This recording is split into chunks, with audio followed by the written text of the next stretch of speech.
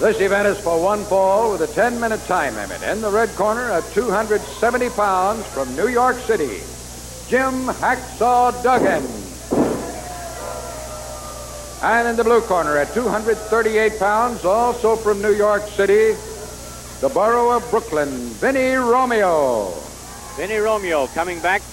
He was here in the Mid-South area last year. Now he's making his return as a lot of fans in this area against the big man from New York City, the Rastin Hacksaw Jim Duggan, who was here a few weeks ago, assassin. He came as a bounty hunter to try to put Dick Murdoch out of action. He sure did, and I just wonder, I see Skandor Akbar out there scouting this match, and he and Hacksaw Duggan was out here earlier scouting the tag match, and I just wonder if there is any connection whatsoever between Hacksaw Duggan and Skandor Akbar.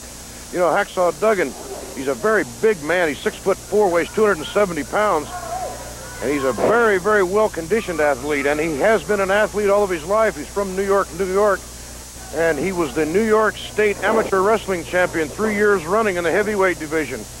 He has a fine, fine amateur background. He attended Southern Methodist University. He was a nose guard for SMU, and he was also a nose guard for the Toronto Argonauts and also for the Atlanta Falcons.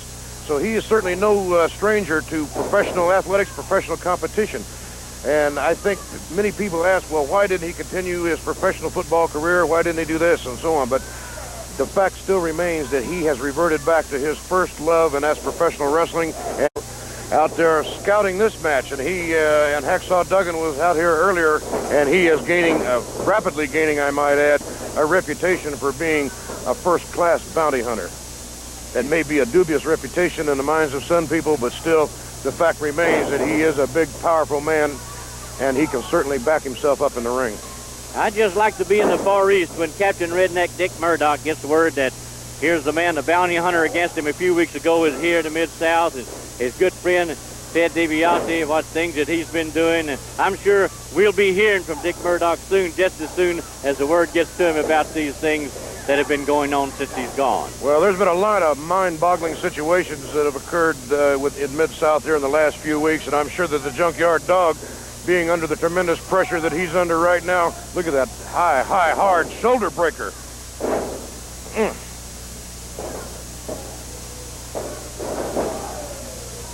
Vinnie Romeo was very, very fortunate indeed to be able to get out from under that. But getting back to the Junkyard Dog and the pressure that he is under, certainly, as you said earlier, he is under a lot of pressure from all avenues, from Skandor Akbar, from outside pressure from the men from Atlanta coming in trying to take over the Mid-South title.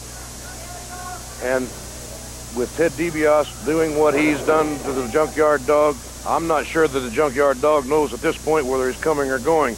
And now with Dick Murdoch, I'm sure that Dick Murdoch is going to be baffled indeed at the sudden change in Ted DiBiase's behavior. Tremendous muscular conformation on this hacksaw. I must say that Vinnie Romeo is certainly an improved wrestler from the last time I saw him about a year ago. He's gained a lot of experience, and this is exactly what had happened. You take the young wrestlers, and they all want to make a name for themselves. That's why your younger wrestlers are all challenging the top hands, because they feel they don't have anything to lose anyway, and they can certainly gain a fast reputation if they should happen to upset one of the major stars.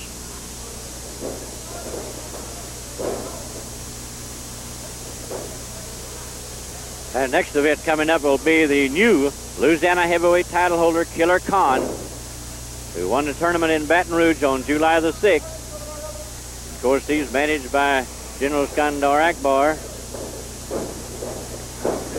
Yes, he won that title in a very controversial situation, but it doesn't matter whether it was controversial or not. The fact still remains that Killer Khan is the new Louisiana State heavyweight champion. And of course, on that title, like a lot of things have been happening lately, the controversy swirling around Ted DiBiase, who was mixed up in it. Beautiful drop kick by Vinnie. Vinnie is taking the offense now. He's taking it right to the big man.